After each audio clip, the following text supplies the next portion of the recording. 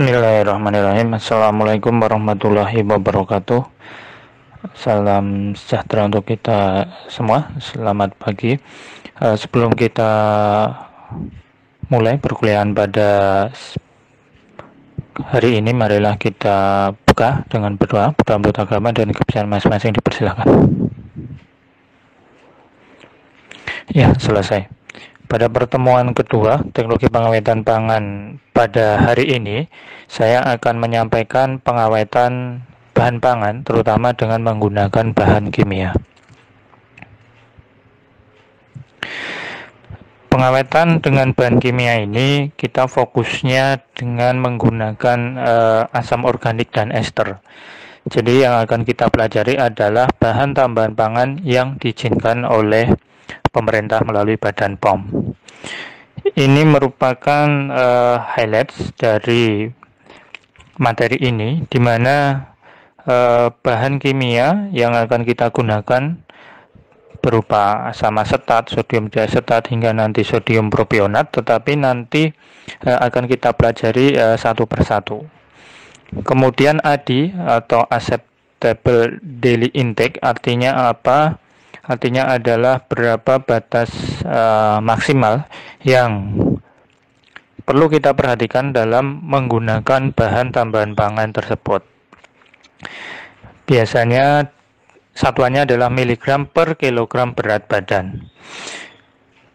Di sini sebagai contoh sodium benzoat ada 5, kemudian metil paraben 10 mg per kilogram berat badan dan sebagainya. Kemudian mungkin kalian bertanya, ini tidak terbatas maksudnya apa? Jadi tidak terbatas ini, kalau dalam bahasa Inggris biasanya dia tertulis not specified atau tidak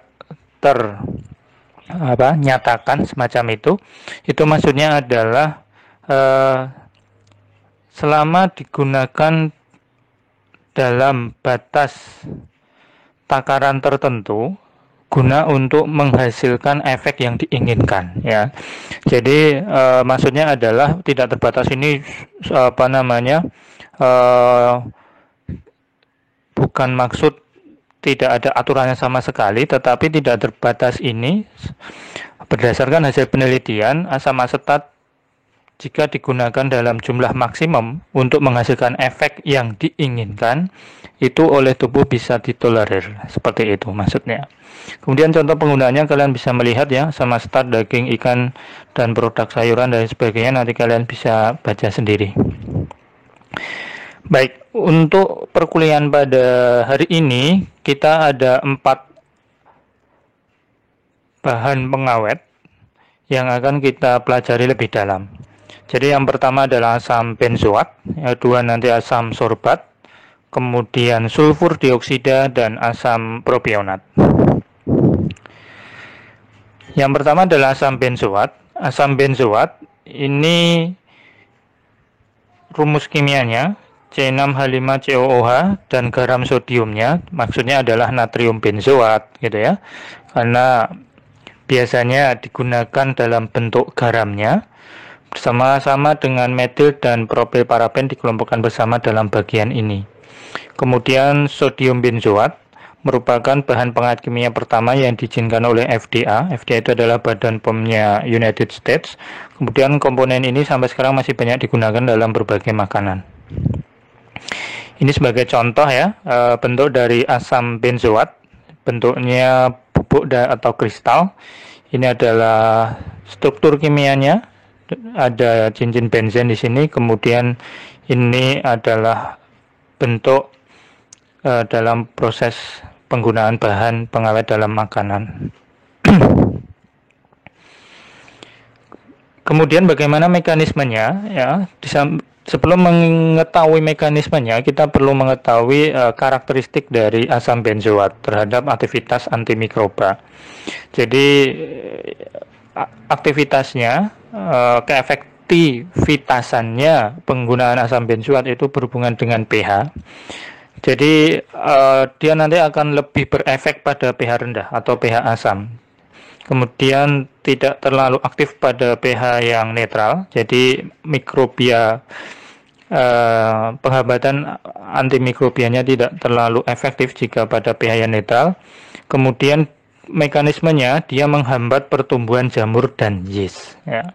Prinsipnya adalah jika jamur dan yeast itu dihambat pertumbuhannya, ya, maka jamur dan yeast itu nanti tidak bisa merusak bahan kimia, merusak bahan pangan yang ada yang kita produksi, sehingga umur simpannya menjadi lama sehingga akan lebih awet. Prinsipnya seperti itu. Kemudian metil dan propilen parabel, ester dari para hidroksi asam benzoat efektif terhadap bakteri, yeast, dan jamur. Kemudian penggunaan dari asam benzoat itu terbatas pada makanan yang keasamannya tinggi, ya, atau pH-nya rendah. Jadi tadi sudah saya sampaikan di slide sebelumnya bahwa dia lebih efektif ketika penggunaannya pada pH yang rendah atau tingkat asamannya tinggi, ya, misalkan sari buah, soft drink, saus tomat, salad dressing, margarin, sirup, dan lain-lain. Ini nanti bisa kalian korelasikan dengan tugas yang sudah saya sampaikan di pertemuan perdana terkait dengan bahan-bahan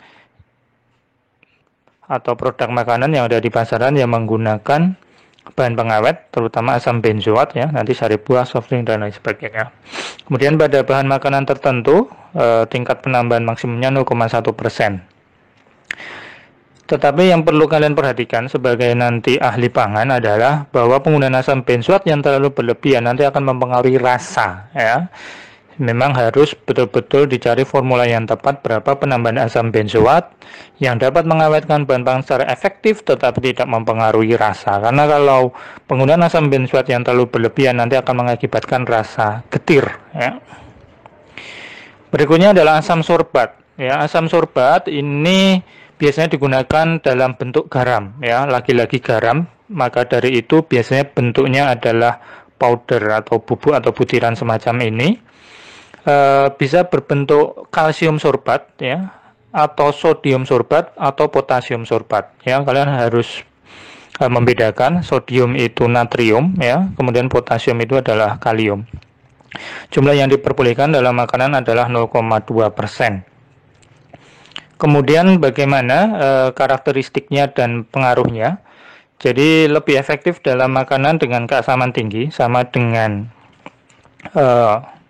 benzoat tadi pada pH di bawah 6, yaitu cenderung asam, ya, tidak aktif pada pH sekitar 7. Pada pH 4 sampai 6 lebih efektif daripada sodium benzoat, tapi pada pH 3 ke bawah sorbat sedikit lebih efektif dari propionat tetapi hampir sama dengan benzoat. Nanti propionat akan kita detailkan di slide berikutnya. Efektif dalam penghambatan jamur. Jadi untuk sorbat ini, ya, ini efektif dalam penghambatan jamur. Kemudian selain jamur, dia efektif juga pada yeast, ya, Salmonella, Streptococcus, dan Staphylococcus, tetapi tidak menghambat Clostridia. Jadi efektif terhadap jenis-jenis Salmonella, Streptococcus, dan Staphylococcus, tetapi tidak terlalu efektif terhadap Clostridia.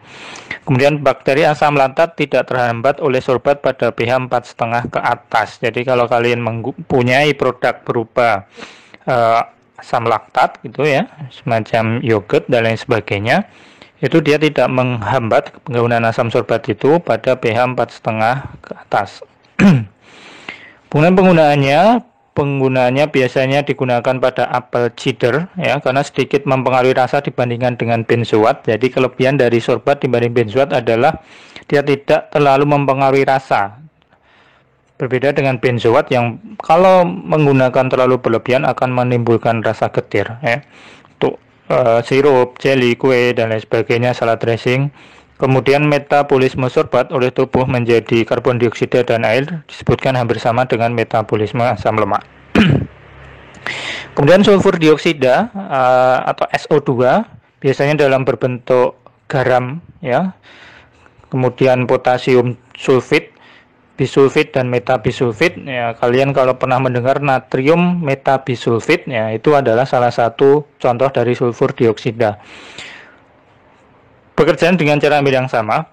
Bagaimana caranya? Jadi kemampuannya sebagai pereduksi yang kuat sehingga dapat mereduksi oksigen. Jadi dia bisa membatasi oksigen yang digunakan oleh mikroba. Kemudian bekerja pada beberapa sistem enzim esensial. Yang dihambat oleh sulfur dioksida itu adalah bakteri asam laktat, ya, lactobacillus dan sebagainya, kemudian bakteri asam asetat. Di antara yeast, spesies yang lebih aerobik lebih sensitif terhadap SO2 dibandingkan dengan spesies yang fermentatif. Penggunaannya bisa dalam bentuk gas atau cair atau dalam bentuk netral atau garamnya, jadi bisa padat, cair atau gas. Kemudian penggunaannya bisa digunakan untuk buah kering, sari buah, wine, sari buah dan sebagainya. Jumlahnya tergantung makanan yang digunakan. Kemudian asam propionat, ini yang terakhir yang akan kita pelajari hari ini, adalah asam organik dengan 3 karbon, CH3, CH2, COOH, ya. Ini kalian nanti akan sering menjumpai dalam produk bakery, ya. Kecenderungan asam propionat dan garamnya untuk terdisosiasi adalah rendah, dan komponen ini aktif dalam bahan makanan yang ber-pH rendah. Asam propionat ini biasanya untuk makanan yang ber-pH rendah, ya. Kemudian asam propionat khususnya berfungsi sebagai agen anti-mold dan anti-rot. Ini nanti akan kalian lebih detail belajarnya di teknologi bakery dan confectionery. Kebetulan yang mengampu adalah saya dalam topik kerusakan roti. Jadi anti-mold dan anti-rot itu digunakan untuk mencegah roti supaya tidak berjamur dan mengalami kerusakan. Jadi secara umum bahwa asam organik dengan atom karbon kurang dari 7 lebih efektif khususnya terhadap jamur, ya. Ini contohnya dari roti yang mengalami kerusakan.